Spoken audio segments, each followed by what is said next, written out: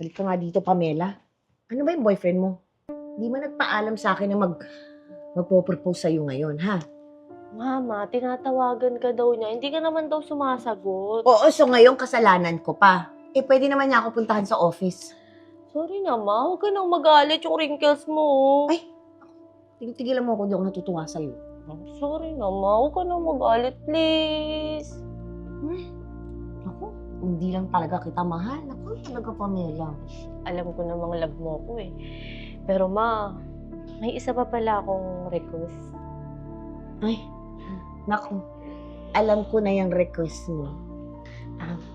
Okay lang po ba, ma? Kahit yun na po yung gift niyo sa akin sa kasal ko. Sige na. Eh, di tawagan mo.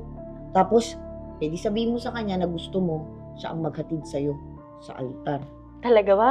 Payag ka na? Tawagan pa si Papa? Ay, may magagawa ba ako? Thank you talaga, ma. Sige, tatawagan ko lang si Papa. Hello, Papa! Oh, may baby loves. Hello. Ba't napatawag ka? Papa, nag-propose na kasi sa akin si Cedric eh, kaya engaged na ako. Congratulations, anak. I am very, very happy for you. Pero Papa, meron kasi akong isang request sa'yo eh. Ano kaya yon, baby loves? O sige, pero para siyempre, mahal na mahal kita eh. Ano ba yun? Papa, gusto ko kasi ikaw yung maghatid sa akin sa kasal ko. Pumayag na din naman si Mama. Talaga ah. Umayag mama mo na magkikita kami uli? Yes, Papa, pumayag siya. Parang sign na to pa. Sige, sige anak. Makasign na nga ito. Sige, uuwi ako dyan. Siguro baka next week. Okay, Papa. See you. Love you. Bye anak. Love you. Babe, kumusta? Si Tita Pera, kamusta? Galit pa ba sa akin? Hindi na. Okay na siya. Alam mo naman yun, nagtampo lang kasi syempre hindi ka nagpaalam sa kanya na magpo-propose ka na sa akin. Eh, paano naman kasi hindi ko kasi siya makontak eh. Sabi naman ni Mama, ayos lang daw kasi nasa legal age naman na tayo. So, si Mama mo alam na magpo-propose ka sa akin? Oo, kasama ko din siya bumili ng engagement ring eh. So si Mama mo alam tapos si Mama hindi. Tapos di ka man lang gumawa ng paraan. Sorry na babe, huwag ka na magalit. Ay, wala naman ako magagawa eh. Tapos na eh. So, ano na pala yung plan natin sa wedding? Meron pala akong contact ng wedding planner. Ganun ba babe? Si Mama kasi may nakausap na din na wedding planner. Actually, nakaschedule na din eh. Pupuntahan natin siya ngayong araw. Cedric Villanueva. Sino ba talaga yung ikakasal? Tayo o kayo ng mama mo? Huwag kang magalit. Si Mama naman, gusto niya lang naman kung ano yung best para sa ating dalawa. Lalong-lalo na para sa'yo kasi babae ka. Alam niya na pinakamahalagang araw sa'yo yung kasal na yun bilang babae. Yun naman pala eh. Pwede bang tayo na lang yung mag-plan? Huwag na natin isama yung mama mo. Eh, baby loves, ano naman gusto lang naman maging memorable ni Mama yung kasal natin. Huwag ka na ganito na lang. Puntahan natin yung wedding planner ngayon, tapos kapag hindi mo nagustuhan, edi puntahan natin yung sa gusto mo. Okay, sige. Pero yun sa wedding gown ko dapat ako yung magdidesisyon nun kung ano yung susuot ko at kung saan tayo bibili. yung sa wedding gown mo, actually meron na din napili si Mama para sa'yo. Ano? Pati ba naman yun? Siguro kayo na lang magpakasal ng mama mo. Lagi na lang siya nasusunod eh. Tapos ikaw naman, oo ka na lang ng oo. May labs ko naman magalit sa akin.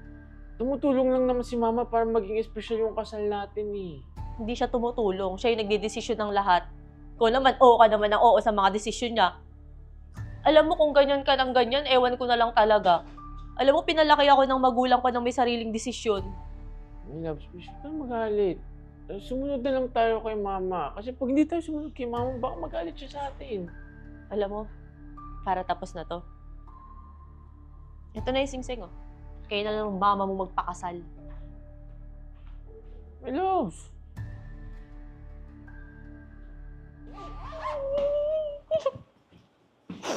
Oh! Bakit umiiyak ka? Mama, Binalik ko na kay Cedric yung sing-sing. Talaga? Bakit? What happened? Paano ba naman kasi yung mama niya, lahat na lang pinapakailaman. Simula sa engagement ring, sa wedding gown, sa wedding planner. Eh, ikaw nga, hindi ka nangingialam eh, kahit ako naman talaga yung bride. Eh, siyempre kasi, gusto ko, kayo yung magde-decide para sa kasal nyo. Kasal nyo yun eh. Pero, kung darating ang panahon na meron kayong gustong or may kailangan kayo o may suggestion ko, dun lang yung time na makikialam ako sa inyo.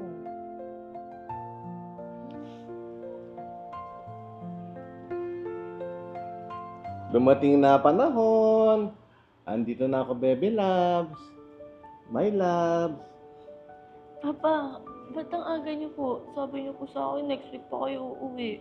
Na-excite lang ako sa tawag mo eh. Saka gustong-gusto na kitang makita. Lalong-lalo na si My loves. Ako hindi ako na-excite na makita ka. Pero pwede ka na umuwi. Hindi naman kasi tuloy na yung kasal nila. Bakit? Ano nangyari? Noli ko na papa yung sing-sing kay Cedric. Paano ba naman kasi walang sariling desisyon?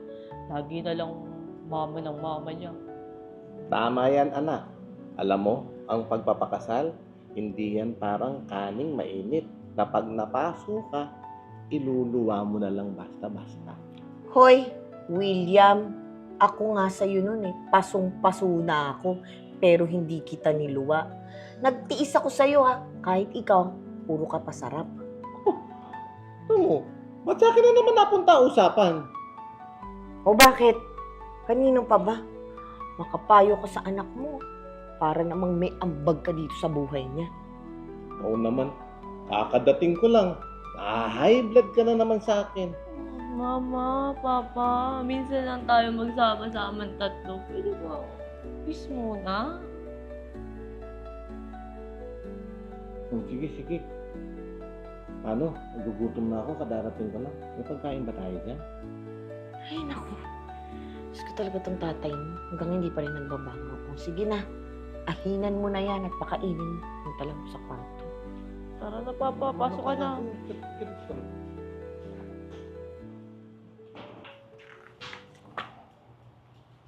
Beth. My loves. Pwede ba tayo mag-usap? Ano naman ang dapat natin pag-usapan? Alam mo kasi, meron akong katanong na gustong-gusto ko magkaroon ng kasagutan. Ba't ba tayo nagkaganito? Pag-umpisa tayo mag-best friend bago maging tayo. Kasi ano nangyari sa atin? Ano kasi siguro, William, napagod ako sa'yo noon. Pag-iintindi ko sa'yo na nakalimutan ko na intindihin yung sarili ko.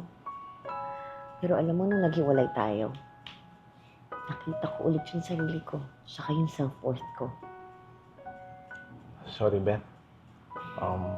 Siguro, masanay lang ako na nung mag-best friend pa tayo, ikaw ang laging umiintindi sa akin. Nakakalimutan ko. May sarili ka rin nga pa ng pangangailangan. Oo nga. Pero alam mo, feeling ko mas okay naman tayong ganito eh. Saka, I could never see myself naman with somebody else pa. Alam mo, tama ka nga siguro. Kahit ako naman na-realize ko, mas okay tayo maging soulmates. Kasi, meron tayong baby loves na nagko-connect sa ating dalawa. Tama ka dyan. Kahit magkahiwalay tayo, we're soulmates and friends forever. Tama. Ano ang seryoso ng usapan ng mga loves ko? Ano ba? Nagkabalikan na ba kayo? Ay, naku anak, hindi.